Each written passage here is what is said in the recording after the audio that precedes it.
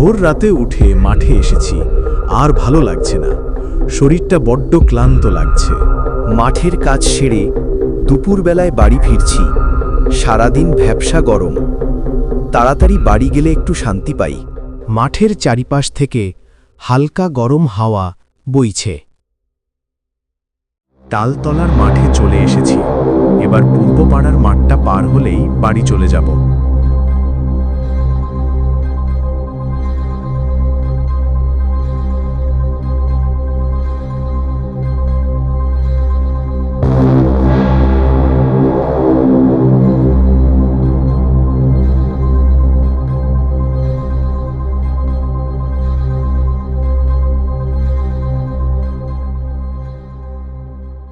পূর্বপাড়া মাঠে ঢুকতেই হঠাৎ একটা ঠান্ডা হাওয়া পিছন থেকে আমার শরীরটা পুরো ঠান্ডা করে দিল।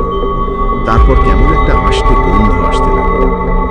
আমি বেশ ভালোই বুঝতে পারলাম এই ভর দুপুরে আমার সঙ্গে কি হতে চলেছে। আমি মনে মনে মায়ের নাম স্মরণ করতে লাগলাম। তার কিছুক্ষণ পর আবার আগের মতো সব স্বাভাবিক হয়ে গেল।